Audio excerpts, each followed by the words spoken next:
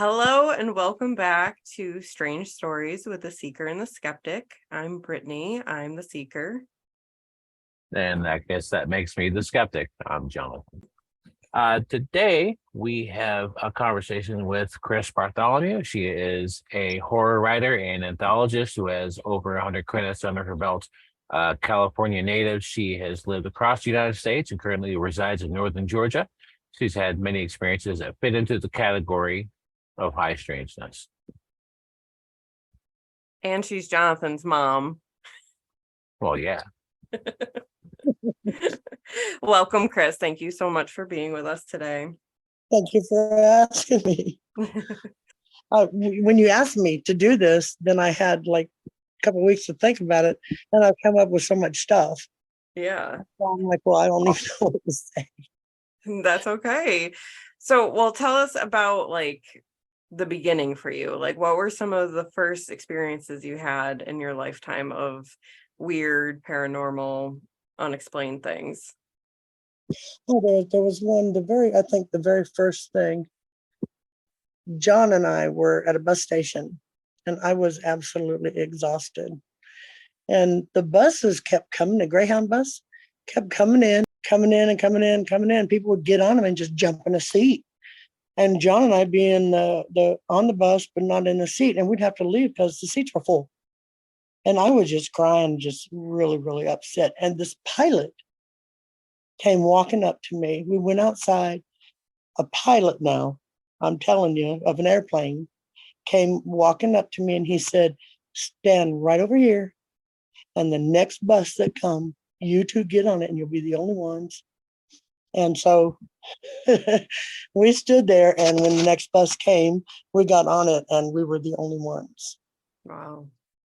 And that was I turned around, he was gone. I mean, I could not find him. I watched him walk away a little ways and then he just disappeared. And this would have been you and Uncle John, your brother? No, you. Oh, was I a kid? Yes. Okay.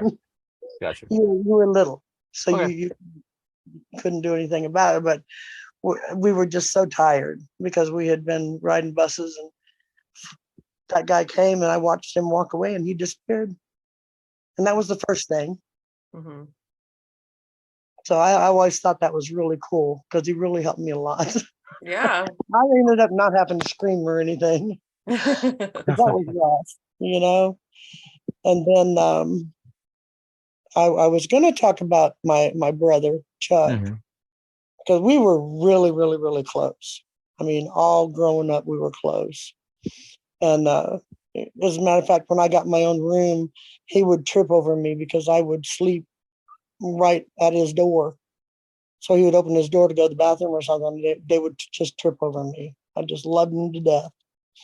And he went to Sturgis in 2011 and had a motorcycle accident. I think he had a heart attack and he died. And we were constantly would get back to the thing of, if I die, I'll get up with you. Or there was no haunting or anything, but he always said that he would let me know. I guess because he was older than me, he figured he would die first or something. I don't know. But the day after he died, I was with my grandson standing on the other side of a table here. And my grandson looked at me and said, "Who is that guy right there?" And he pointed across the table. And I said, who? I don't see anybody.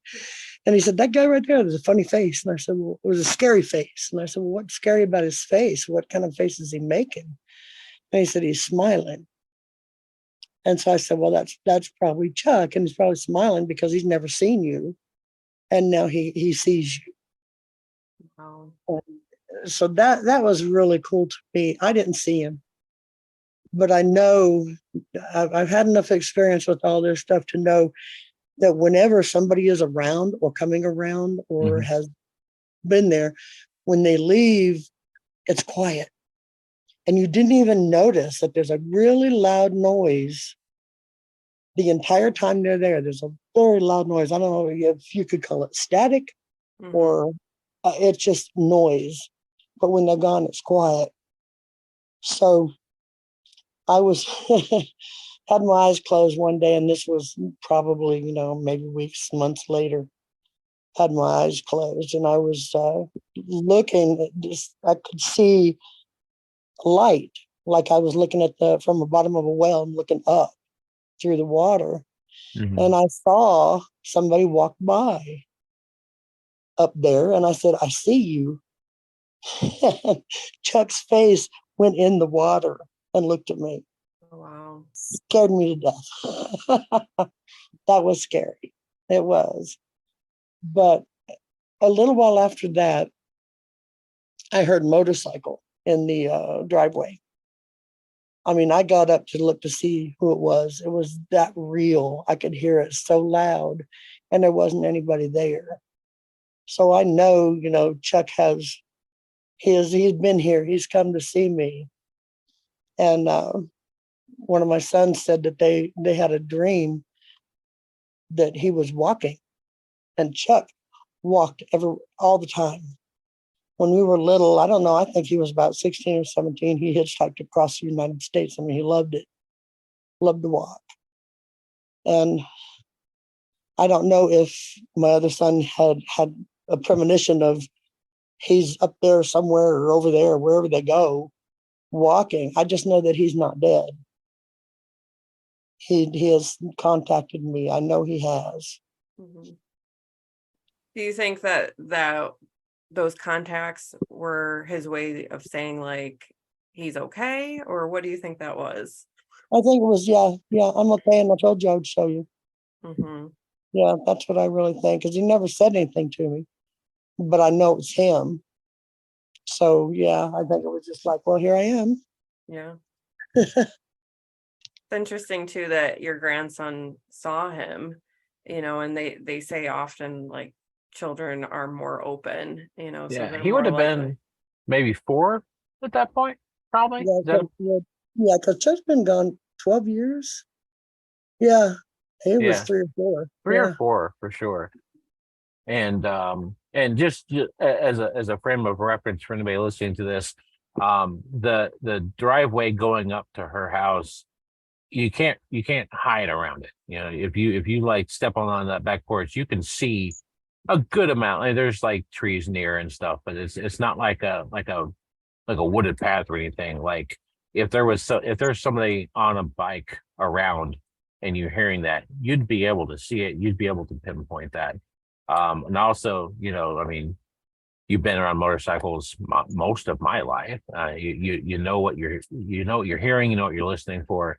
And it's definitely not not a situation where it would likely be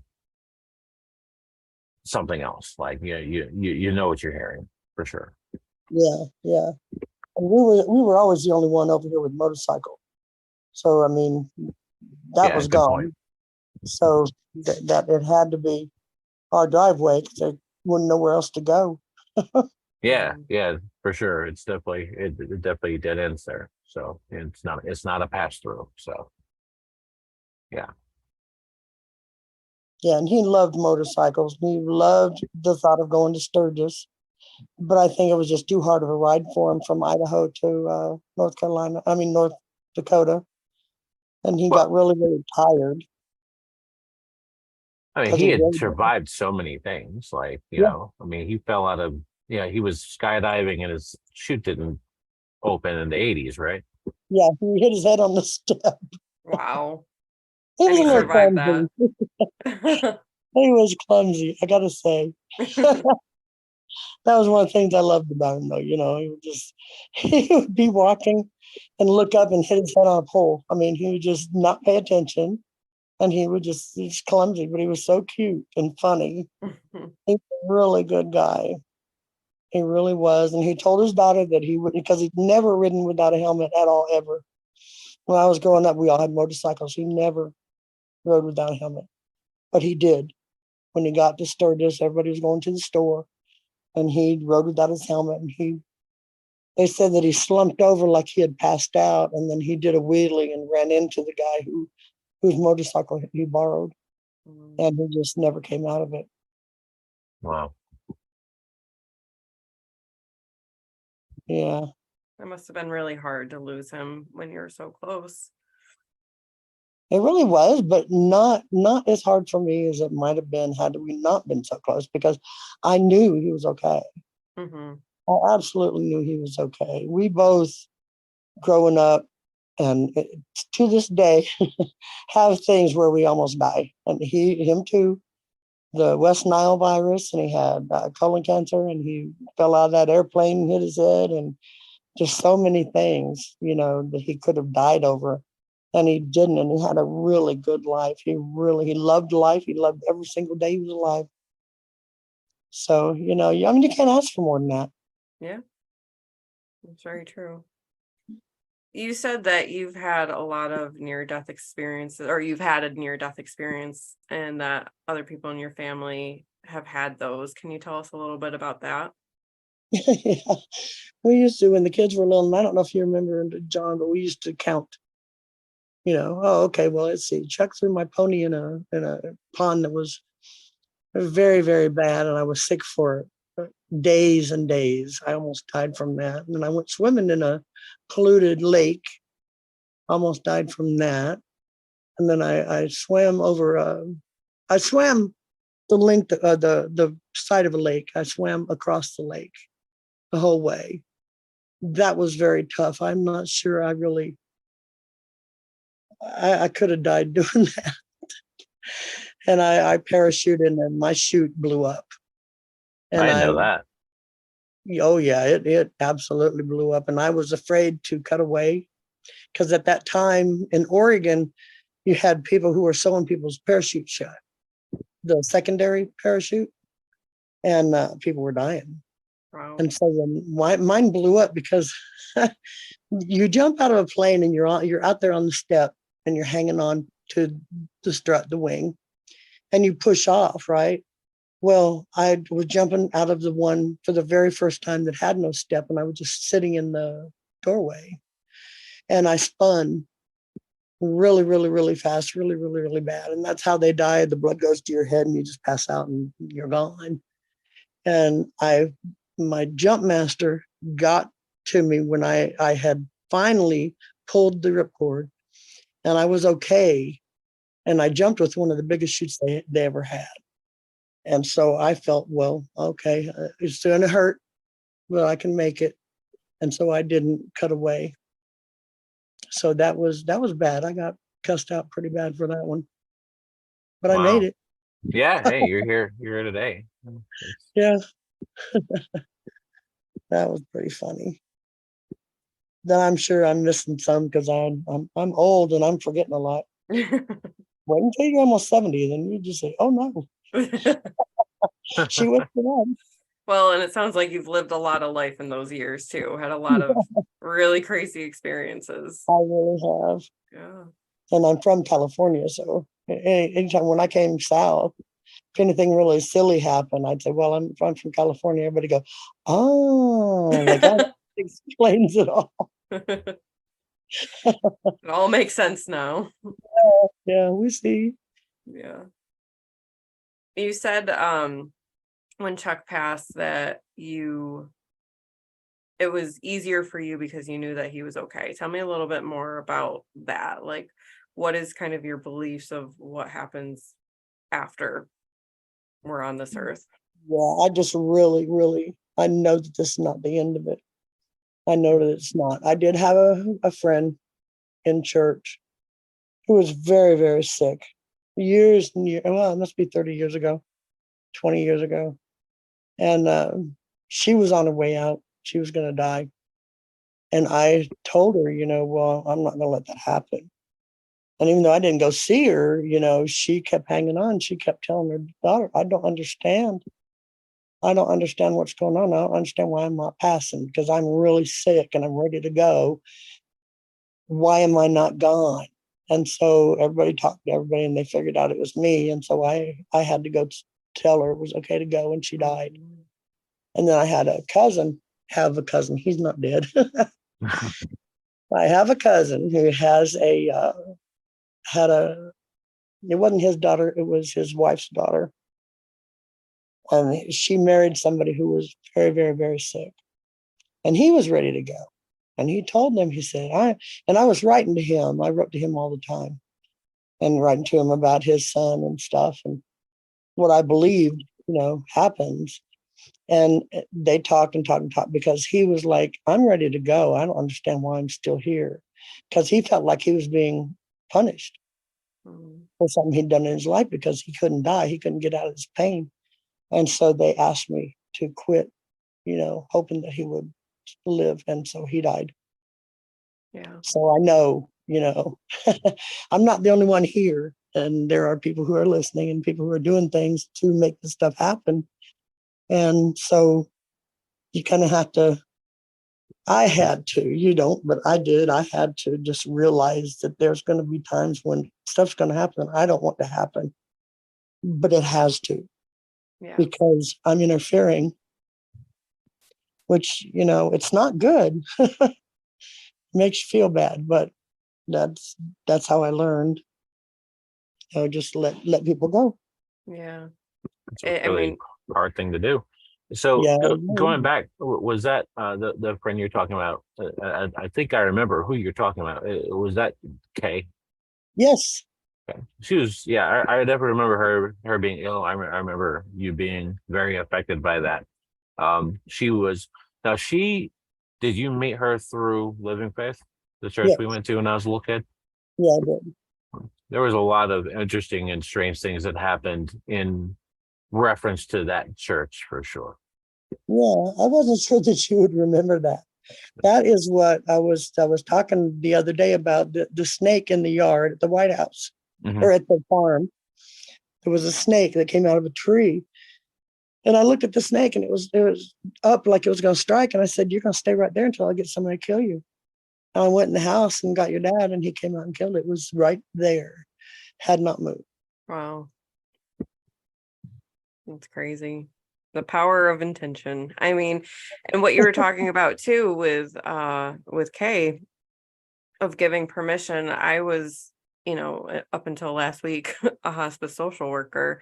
And for a lot of our patients' families, we would have to tell them, like, you have to tell them it's okay. You have to give them that permission because people do hang on, So I think there's a lot of truth in what you're sharing of sometimes, even though that person might not be like conscious as they're passing away, there's still like that deeper self that can be spoken to and, give them the Exactly. permission to let go. Yeah. Yeah, that's exactly what I'm talking about. My grandmother, she was almost 100. And my mom was leaving and the hospice nurse was in there and she told the hospice nurse, I'm so worried about my daughter. And she said, your daughter's going to be just fine. You go ahead and go. Mm-hmm. And she did.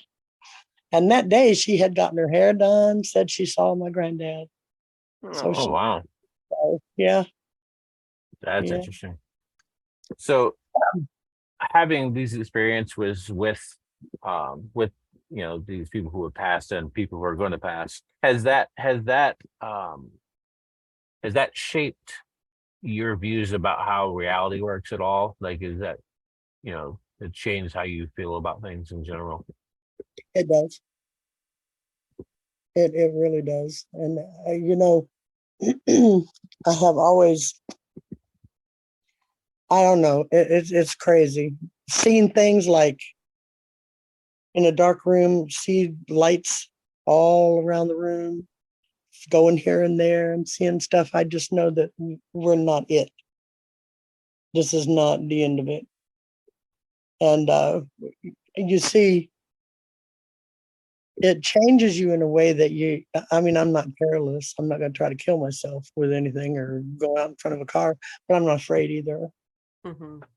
I'm not afraid at all Yeah, because I know this isn't the end. there's some comfort there. Yeah. Yeah, that makes sense. I know that you are a writer or you've had a lot of time writing in the past. Have any of your experiences kind of influenced your writing? Oh, yeah. Yeah. Yeah. There's some people that I didn't like in some of my horror books. You betcha. Yeah. Actually, I had really bad nightmares. I mean, absolutely horrible all my life. started when I was younger, and like a Ferris wheel that throws me out, and just my grandparents having monsters in their house are just horrible. When I started writing, that quit. Mm, I quit having the nightmares, and that's why I kept it up for such a long time, because it would just, like, it was taken away. It really was. So that was good. that's interesting. It's like a way of kind of processing through what your subconscious mind's trying to do at night, but you're Yeah, able to do it during the day while you're writing. That's really interesting. yeah. It was great.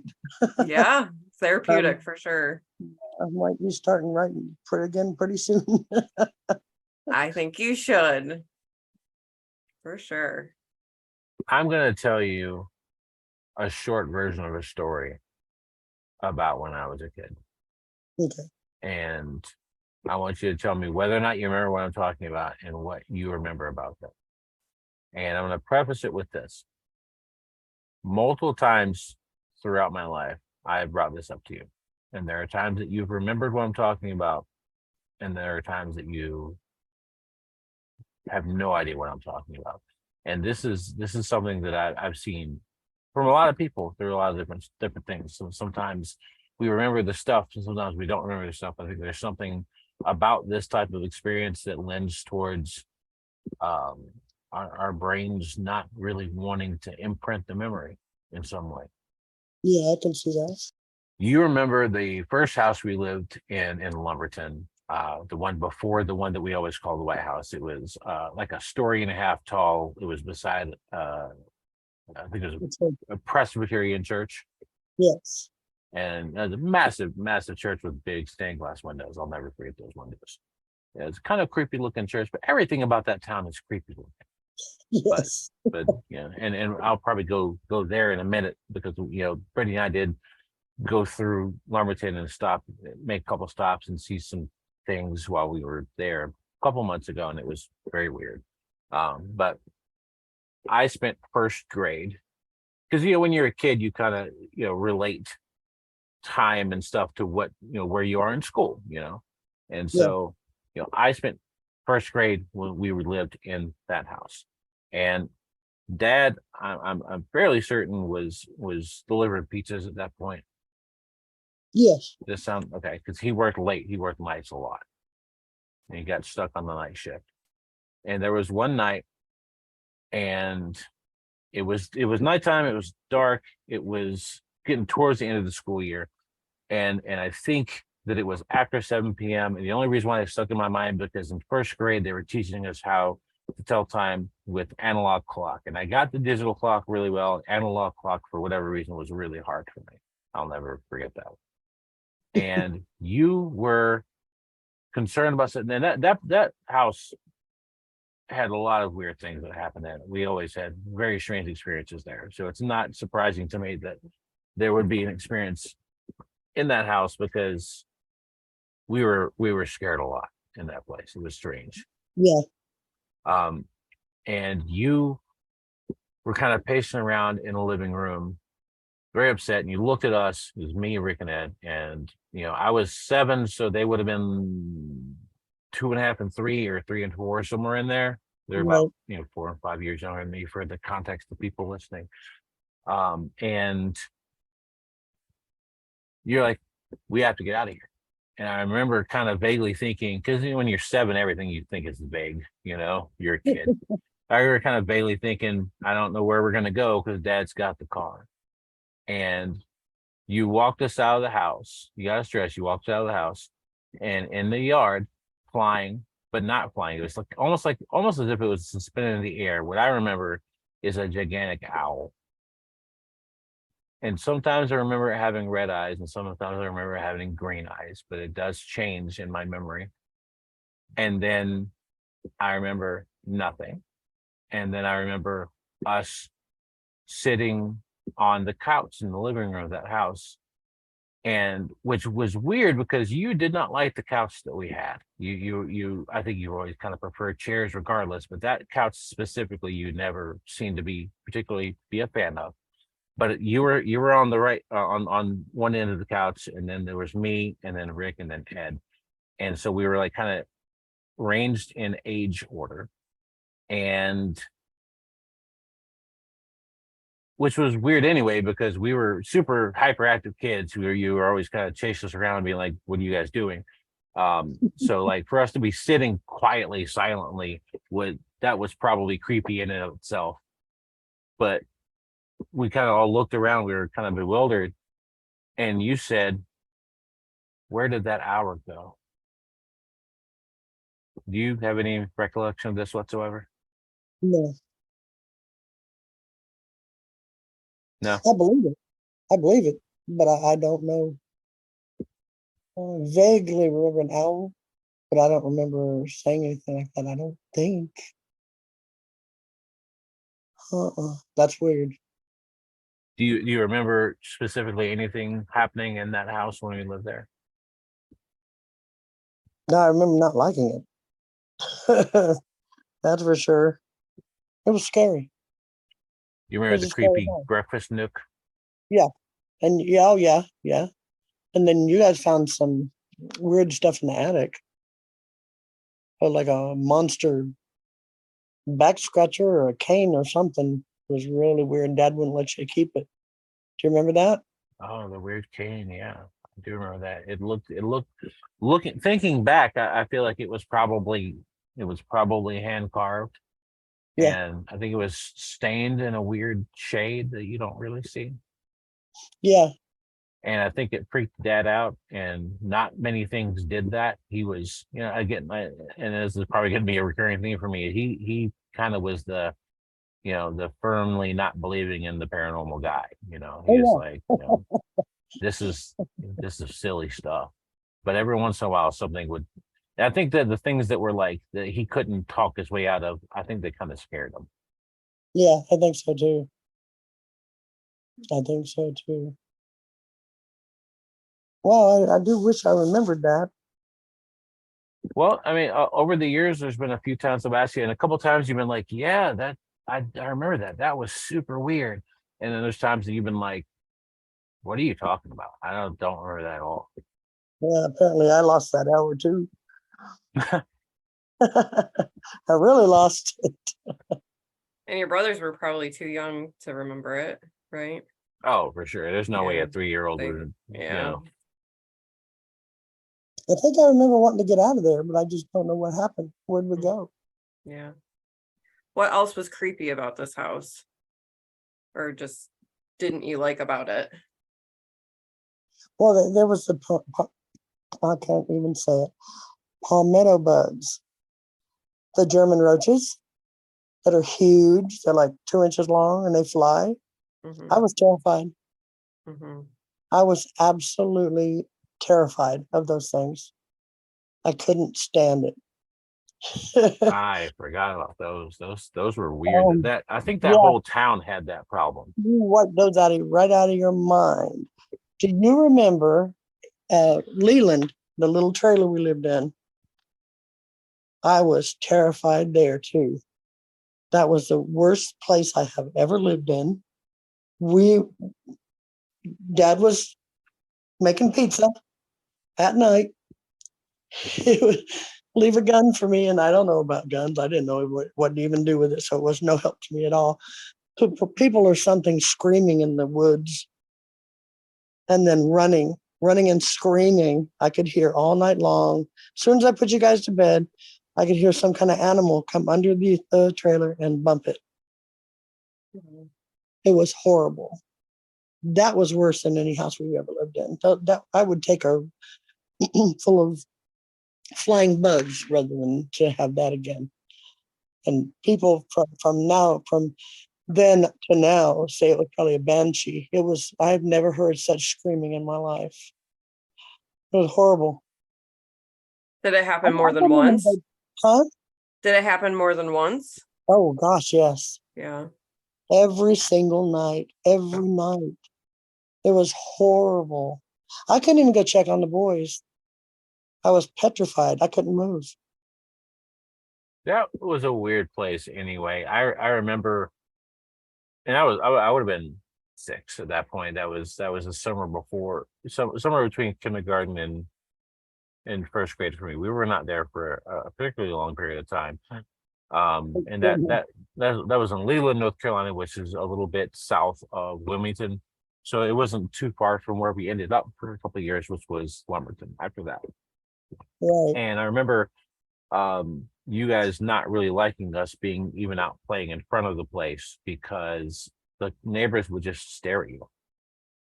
Yeah. They never said anything, they never did anything. They would just like hang out their window or their door and just stare at you.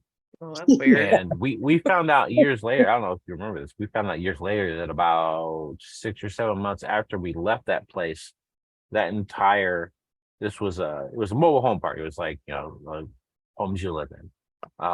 And that whole mobile home park burned Yeah. like about 6 months after. We found out years later because we ended up moving back into that area and living very close to where that was. And there was this burned out shell of a trailer park, and we realized that had been where we had lived. Yeah, I remember that. Yeah. Oh gosh, it was bad memories. Thank you, John. Yeah, hey, that's what I'm here for. I'm here for the bad memories. That's what happens when you think about everything. The good comes with the bad. Mhm. But I was petrified. Terrible. Yeah, when we went back through Lumberton a couple of months ago, you just get into in the city limits and something feels off about the place. It's very strange. And I wasn't going to say anything because I thought maybe it's because, I grew up there and had some weird experiences and stuff, but Brittany felt that way too. Mhm. Yeah. And then when you guys told me when we were over there at that restaurant eating, I said, yeah, exactly. Yeah. I It's know very, exactly what you're talking about. yeah, it's a very heavy energy there. That's the best way I can describe it. Yeah. Kind of like where I live now. Hmm. Truthfully, yes. I don't know how things keep pulling us in. That's a strange place for sure. Yep. But yeah, I actually tried to find where Living Faith had been, that church that y'all went to. And you never really realize this kind of stuff when you're in it. But basically the story of that place, at least in the 80s and 90s when we were going there, is Dad got us into a cult. Because those people, I'm not going to say that they worshiped that preacher, and I never felt like y'all did, but some of the people that we went to that church with were way, way heavy in with that guy. You know what I'm saying? Like, Yeah. I feel like if that guy had told them to do bad things, they would have done it. Yeah. And I felt that way as a kid. And there definitely were things that were said in that church that, I would think that doesn't look right. And I would look to you guys because as when you're a kid, you kind of take cues from your parents. And you guys would be looking at each other and just kind of be like shaking your head, no, like that doesn't make any sense. Yeah. And I think that's kind of when we kind of segued away from that place. We were already living out in Roland at that point. But Yeah. there was weirdness there. And I think that there's stuff that was happening that I was a little too young to really get what was going on. Well, some of these places, you're constantly doing something wrong because you're not rich, you're in debt, and you're constantly, the preacher is like, well, you're doing something wrong, Dan. And that's what kind of place that was. And it's bondage. It's terrible. They definitely were a prosperity message Yeah. church. And I think those are always cults. Yeah. It's never just prosper. It's never just you will have money. It's always, if you don't, you're doing something wrong. So you're constantly building your entire life trying to make up for something that you don't even know what you did. Right. Yeah, you're supposed to guess. Yeah. Because he never said what it was you were doing wrong. He just said, well, you're doing something wrong. And you can't figure it out because you're just living. You're going to work, going to sleep, going to work, going to sleep. Mm-hmm. Not doing anything wrong. Right. But, well, you don't have any money, so I guess you are. Right. It has to be your fault. Yeah. Yeah. And God didn't make everybody rich or whoever. I mean, everybody's just not. Right. Oh, I don't know. Gee, life has been something, though, I tell you. It We've known has. some interesting people. You definitely have known some interesting people. Yeah. Yeah. Some of them have been family. Yeah, yeah, for sure. One thing really does come to mind, and it really blew everybody's mind, even you, John. Dad was reading from the Bible, and he said, "Oh, listen to this." It was in Leviticus, which I've never read, not ever. And he came to a verse, and I said it. And he looked at me and he said, "How did you? How did you? I didn't say that." And I said, "Well, is it right?" And he said, "Yeah, it's right." I heard it. I heard that verse and said it. Wow. So I thought that was pretty weird that, because he was like, "You don't read this." No. Still have never read Leviticus. Right. Well, why would you? It's a weird one for sure. That's where all the stuff where they're trying to get you to stop doing things that are interesting, you know. Interesting things. Wow. That's funny. Where do If you you think that message came from? I honestly do not know. Hmm. I don't know. I never could figure that out. I know I heard a voice, and Right. obviously somebody told me something because he didn't say that. My husband didn't, but I don't know. That's really weird. Did it Somebody was sound listening. did it sound like a different voice, or did it sound like your kind of internal voice? No, it was a man. Yeah. Interesting. And that's never happened since. So don't Hmm. happen now. It's okay. I'm good with that. Yeah. Yeah. A one time here. Let me just tell you exactly what you're gonna say. Yeah. Yeah. But I'm glad you guys are doing this. This is really interesting. I'll be interested to hear everybody's stuff because it brings stuff out in you. Yeah, we're really looking forward to talking to people about this stuff, and the people we've got lined up have vastly different experiences, and I think some of them are going to have experiences that contradict each other, and that's completely fine because I Yeah, think that people things happen to people, and they experience things, or they see things, or they do things that causes things to happen, and that's so true. And you can't there's sit there and say, no well, no. Yeah. yeah there's an idea out there that all the things that people have experienced, even if they are like kind of telling opposite types of stories, are all kind of an integrated part of the way the planet Earth works. Almost like there's maybe like an artificial intelligence is recycling different uh, almost computer programs that we're able to see and sometimes interact with and sometimes experience. And it all comes from the same source. What that source is, we don't have the sensory equipment to really get, but Yeah. that just because somebody sees what they consider to be a UFO of some kind on Tuesday, and then on Thursday somebody sees the Mothman 6 miles down the road, those things don't cancel each other out. Both of those people are having that Absolutely. experience. Yeah, absolutely. Absolutely. Can I tell you one more thing? Hmm. Do I have Absolutely. time? Okay. Because this is really strange and I don't understand this at all. If you can figure it out, you can tell me. Well, about 3 or 4 weeks ago, this started happening to me. When I lay down and go to sleep. So I close my eyes. And when I open my eyes, I see my bedroom wall come up. Like it wasn't there. But when I open my eyes, here it comes. And it just kept happening that way. And okay, whatever. I mean, I didn't get upset or anything. I just closed my eyes and opened them again. And the same thing happened. And then the other day, I was sitting up. Those times were all when I'm laying down, sitting up, closed my eyes. And when I opened my eyes, the room wall came from the side. Hmm. And if that's not the weirdest thing, Like it was loading. Yeah. Like, okay, well, it's not really there, but I'm going to put it there because you're up. Wow. Like people say, I wonder if that was really there when I wasn't, or when I was asleep, does everything disappear? Right. Well, kind of feels like it. That's I thought that interesting. was really strange.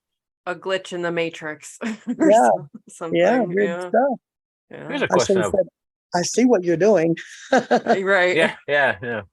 Here's a question I've always wanted to ask you because I know that like in the 70s or whenever, I know that there were some times that you smoked some weed and you drink a little bit. You've told me Yeah. that. Have you ever had any psychedelic experiences? Did you ever do mushrooms or LSD or anything? No, no.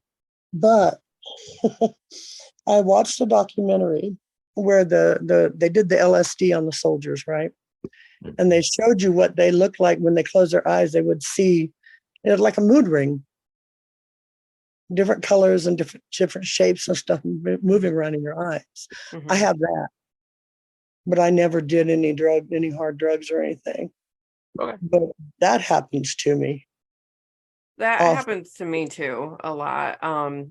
I don't know if you know this about me, Chris, but I'm a Reiki practitioner. So like when I'm working with Reiki energy and like when my eyes are closed, I can see like swirling color patterns and it's to me, I think it's like energy moving.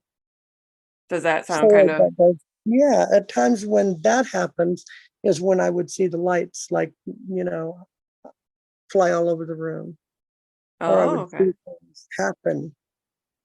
That's strange. Huh. Yeah. Awesome. The lights flying or were they kind of like orbs? Yeah. Yeah.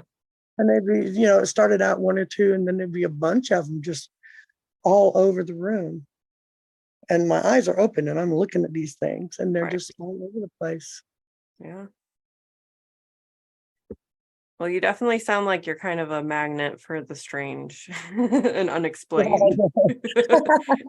And I think, I mean, I don't know why, but I feel like some people are just like that. Like your energy That's a attracts it or hilarious way to put it. yeah. That's funny. Okay, I'll take that. Yeah. I believe that. Yes, I do. Well, I That's don't know if this still happens to you, but I remember when I was a kid, there were times when, I mean, for whatever reason, strange people are also attracted to you. There's times when I was a kid that we would just be at the grocery store and you're just trying to shop, and some stranger would come up to you and just like almost like confess things. And it's happened multiple times throughout my childhood where we'd be just wandering around through the food line, and some lady would walk up to you and be like, I pinched my husband in his sleep last night, or something along those lines. And you would be like, well, you shouldn't do that. And they would just wander away. yeah, yeah. It does still happen. But no one has ever told me that, John, that they pinched their husband. No. I mean, that's an example out of the back of my head, but like the definitely the context of strangers telling you things that don't make sense was definitely Yeah. a theme of my my preteen years. Yeah, and we would be in the store before the other two were born, and I would have you in the basket. And older people would come up and they would hold your arm and say, do you have any idea how blessed you are to me for having you? Did you know that? No, but that explains why I'm afraid of old people.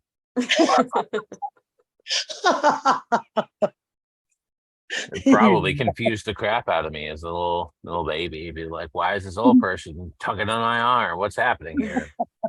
Wrinkles are terrifying. I'm two. Where's Spider-Man? You're funny. Oh my goodness. That is so funny. True story though. Yeah. It's been really interesting. It really has. I didn't know if I could fill up any time at all because you just don't know. But I always, I did this time. No, you have great stories. Um, Thank you very much for having me. This is cool. Well, Right, thank you so much for being with us. This was very fun. It was a good conversation, a lot of interesting stories. Yeah, and I definitely look forward to talking more with you about this stuff. Oh, for Awesome. sure. Thanks for hanging out with us. Thank you. All Love you guys. right. Love you. We love you too. Bye. Bye. Thank you so much for being here. If you have a strange story you want to share with us, email us at seekerandskeptic@gmail.com. We look forward to talking to you soon.